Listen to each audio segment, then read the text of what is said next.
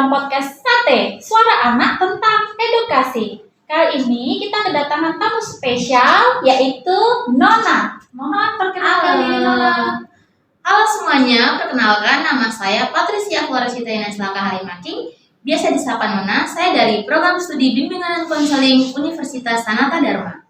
Bagaimana kabar Nona hari ini? Puji Tuhan baik. Oke, kali ini terima kasih Nona telah datang dalam podcast kita. Kita akan membicarakan mengenai apa kabar mental kita hari ini terhadap sosial media. Bagaimana menurut Nona mengenai sosial media itu sendiri yang saat ini karena Nona usianya juga masih muda, untuk kalangan anak muda sendiri bagaimana? Oke, pertanyaan yang bagus ya Kak. Iya.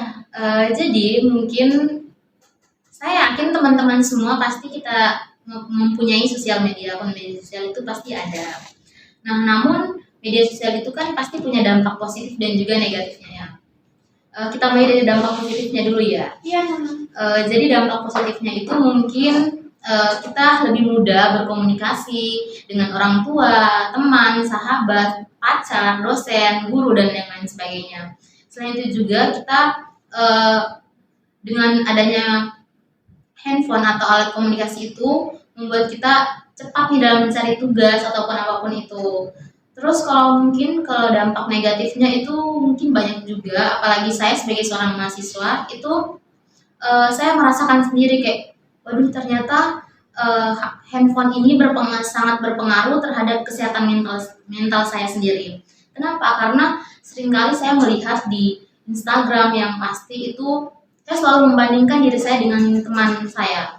Jadi kayak, aduh kok dia putih banget, dia like-nya banyak, followersnya banyak, sedangkan kayak, aduh saya jelek banget ya kayak gitu. Dan hal itu terus menerus saya lakukan yang membuat kayak banyak pikiran juga, dan kadang saya merasa kayak, kayaknya saya terganggu deh terhadap mental saya, kayaknya saya terganggu, tapi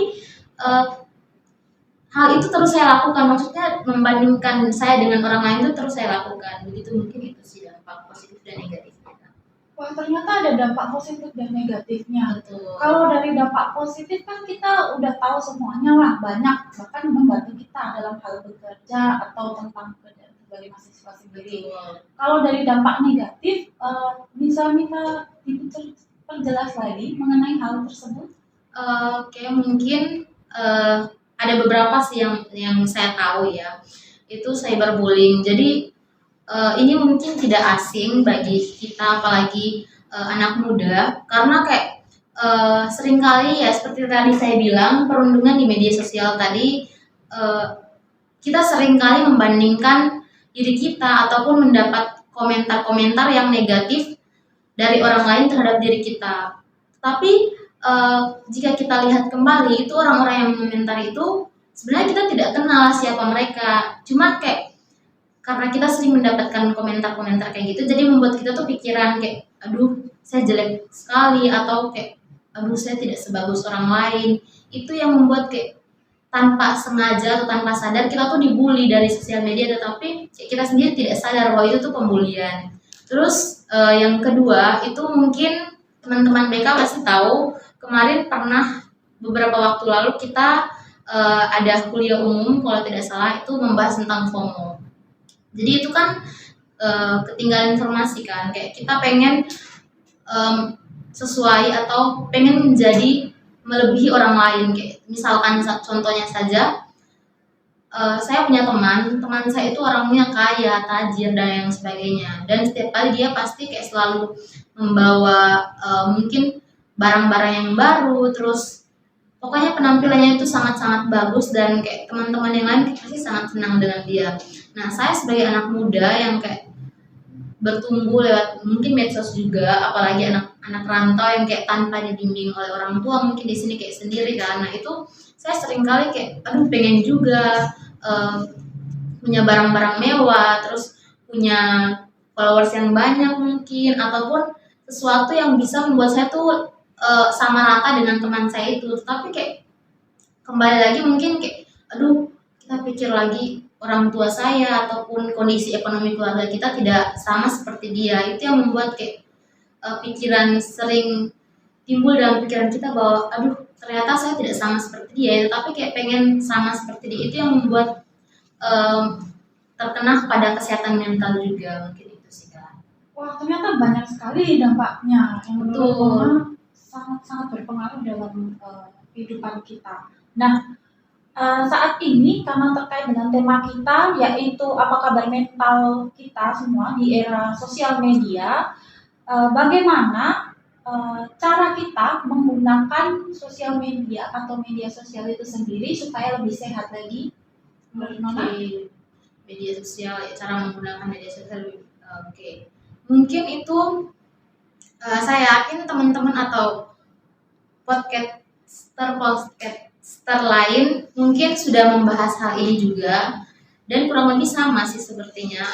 Pastinya yang pasti itu kita tahu batasan, maksudnya membatasi diri kita untuk kayak menggunakan media sosial itu misalkan 1 jam atau 30 menit, terus selanjutnya itu kita bisa melakukan aktivitas-aktivitas lain seperti kayak membersihkan rumah, mengerjakan tugas, ataupun mengikuti kegiatan lain yang membuat kita tuh banyak kesibukan sehingga kita bisa lupa akan kayak main HP terus.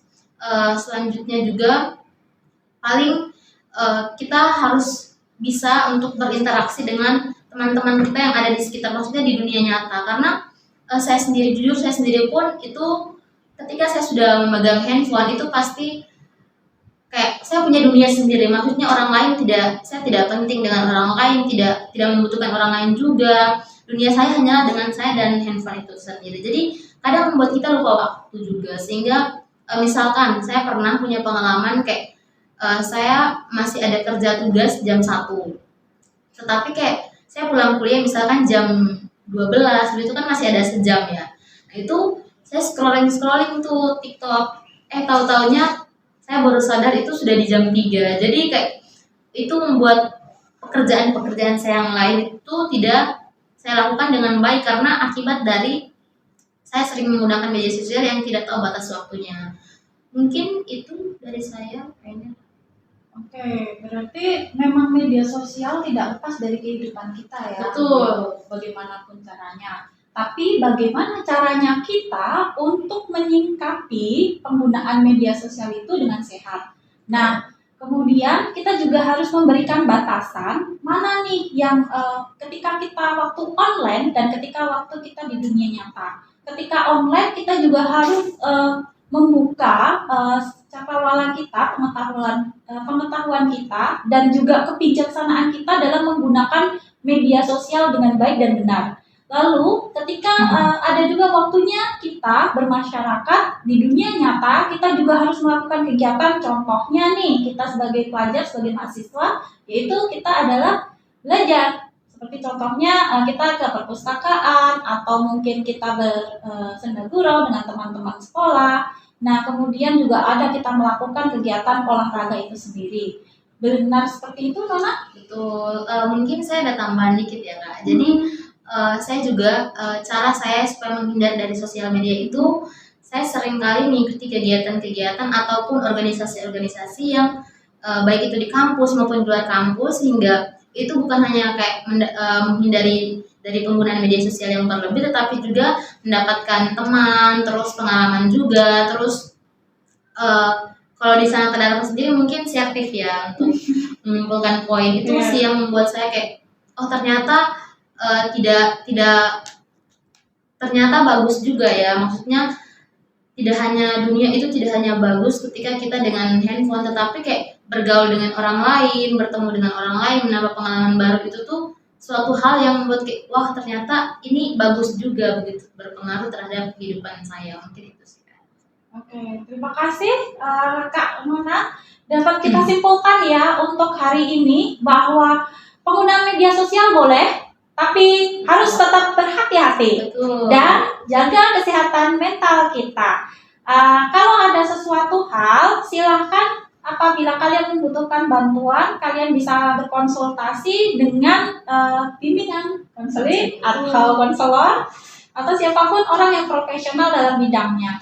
Terima kasih semuanya telah menonton ataupun mendengarkan podcast kita, podcast Sate.